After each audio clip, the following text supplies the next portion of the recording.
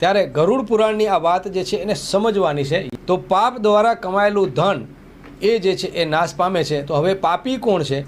ગરુડ પુરાણમાં આવા લોકો જે છે એ પાપી ગણવામાં આવ્યા છે અને એ લોકોના ઘરે આપણે જમવું ન જોઈએ, એના ઘરે આપણે અનાજ લેવું ન જોઈએ.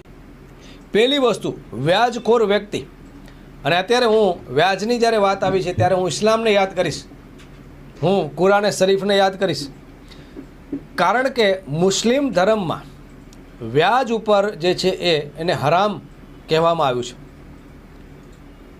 તમને કહ્યું ને કે તમામ શાસ્ત્રો અંદર ખૂબ સારી સારી વાતો છે અને તમામ શાસ્ત્રો અંદર ઘણી એવી વાતો જે છે મૂકવા લાયક છે. કોઈ જ એવું કારણ નથી કે જે શાસ્ત્રમાં કહેલી તમામ વાતોને તમારે સ્વીકારી લેવી જોઈએ અને જો યોગ્ય લાગે તો એ વાત તમારે કોઈ પણ શાસ્ત્રની હોય પકડવી જોઈએ. વ્યાજ બાબતે જે કુરાને શરીફમાં જે મુસ્લિમ ધર્મમાં લખેલું છે એ તમામ ધર્મને જે છે એ સ્વીકારવી પડે. ગરુડ પુરાણમાં પણ આ વસ્તુ લખેલી છે. જેમ મેં કુરાનમાં કહ્યું, કારણ કે ગરુડ પુરાણમાં પણ લખેલું કે વ્યાજખોર વ્યક્તિના ઘરે તમારે ભોજન ન લેવું જોઈએ.